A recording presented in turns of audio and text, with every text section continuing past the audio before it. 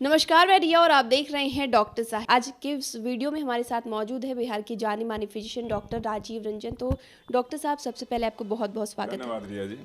Doctor साहब, आज हम एक चीज़ जो है वो जानना चाहेंगे, क्योंकि अभी जो है बहुत प्रचलन में है और लोग योगा मेडिटेशन पे बहुत ज़्यादा फोकस कर रहे हैं। तो आधुनिक चिकित्सा में जो है योगा मेडिटेशन का कितना अहम भूमिका है?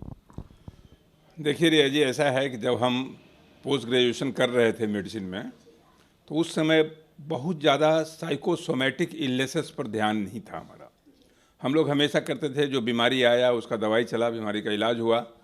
आजकल जो हम देख रहे हैं, जो जो क्लिनिक में मरीजों का जो ट्रेंड है, उसमें ज़्यादा फैक्टर स्ट्रेस का है। जितने भी पेशेंट आ रहे हैं उसमें 60 to 70% मरीज स्ट्रेस के हैं, तनाव के हैं। तनाव जनित जो बीमारियां हैं, तनाव जनित बीमारियां क्या हैं? एंग्जाइटी है, डिप्रेशन है। कोई भी ऐसा प्रिस्क्रिप्शन नहीं है जिसमें एक नींद की गोली, स्ट्रेस खत्म करने की गोली न लिखी हो।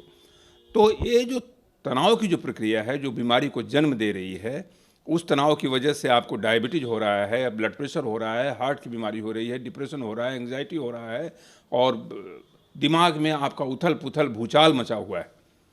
तो पहले शारीरिक बीमारियों का हम लोग पर ज़्यादा तवज्जो देते थे, अब इस मानसिक भूचाल वाले बीमारियों पर तवज्जो ज़्यादा हो गया है। तो शरीर में दो सिस्टम होता है Riya ji, sympathetic system and parasympathetic system. Sympathetic system को भगवान ने बनाया है, जो नेचर ने बनाया है, फाइट और फ्लाइट रिएक्शन के लिए। जैसे पहले जंगलों में जब आदि मानव जाते थे, हम लोग, हमारे जो पूर्वज जाते थे शिकार करने, सामने कोई शिकार आ गया, अचानक उनको कोप अप करना पड़ा, तो उसमें सिंपैथेटिक सिस्टम एक्टिव हो गया। एड्रेनलिन कहते हैं, वो हार्मोन निकलता है जो आपको जो आपके हार्ट को, पूरे शरीर को गियर अप करता है, ब्लड प्रेशर आपका बढ़ाता है, ताकि आप उस शिकार का मुकाबला कर सकें, उस खतरे का मुकाबला कर सकें। आजकल क्या हो गया है कि ये फ्लाइट एंड फाइट रिएक्शन वाला जो रिस्पॉन्स है, ये तनाव वाला रिस्पॉन्स है, हम लोग दिन के 24 घंटा रहते हैं। हर आदमी या तो करियर में तबाह है, या शादी से तबाह है, या घर में कोई रिश्ते से तबाह है, या पढ़ाई से तबाह है। कहीं न कहीं तबाही का मंजर, तबाही का आलम उसके व्यक्तित्व को प्रभावित कर रहा है, उसके तनाव को दुगनित कर रहा है। इस तनाव की वजह से उसे बीमारी हो रही है। तो ये सिंपैथेटिक सिस्टम को अगर हम कन्वर्ट कर दें पैरासिम्पैथेटिक सिस्टम एक्टिवेशन में, जो कि रिलैक्स करता है, तो पैरासिम्पैथेटिक सिस्टम से निकलता है एसिटाइलकोलिन, और वो आपके बॉडी के सारे नर्वस सिस्टम को, कार्डियक सिस्टम को, ब्लड प्रेशर को घटाता है, ऑक्सीजन कंजम्पशन घटाता है, और आप स्वस्थ रहते हैं। तो पैरासिम्पैथेटिक को एक्टिव करने का तरीका है योगा, मेडिटेशन, बायोफीडबैक, ये सारी चीज़ें हैं। पहले मॉडर्न मेडिसिन इसको बहुत ज़्यादा, इस पर ध्यान नहीं देता था, बहुत ज़्यादा तवज्जो नहीं देता था। अब इसकी प्रक्रिया आ गई है कि अब मॉडर्न मेडिसिन को भी माइंड बॉडी मेडिसिन हम लोग जो कहने लगे हैं, तो माइंड बॉडी मेडिसिन में योगा मेडिटेशन की बड़ी अहम भूमिका है। अब मेडिटेशन क्या चीज़ है? मेडिटेशन तो बस वही है कि आप शांत होकर बैठ जाएं, 10 मिनट, 15 मिनट, 20 मिनट। तो कई तरह का मेडिटेशन है, गाइडेड मेडिटेशन है, मंत्रा मेडिटेशन है, माइंडफुल मेडिटेशन है। तब 500 BC में हमारे लॉर्ड बुद्धा ने जो कहा था, भगवान बुद्ध ने, और वो मेडिटेशन की प्रक्रिया बताई थी उन्होंने, माइंडफुल मेडिटेशन की, विपासना की, वो जो बुद्धिस्ट ट्रेडिशन है।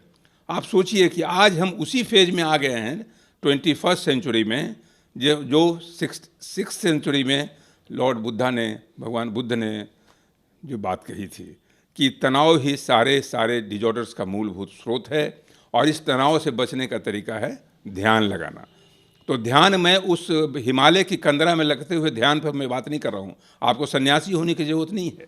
आप दिन में चल रहे हैं, रात में सोने जा रहे हैं, बैठे हुए हैं, 10 मिनट के लिए उस ध्यान में ग्रस्त नहीं होना है, सिर्फ अपनी सांसों पर ध्यान दे देना है, जिसको माइंडफुल मेडिटेशन हम लोग कहते हैं। और चाहे कोई मंत्र कर लिया, उतना ही काफ़ी है आपके लिए।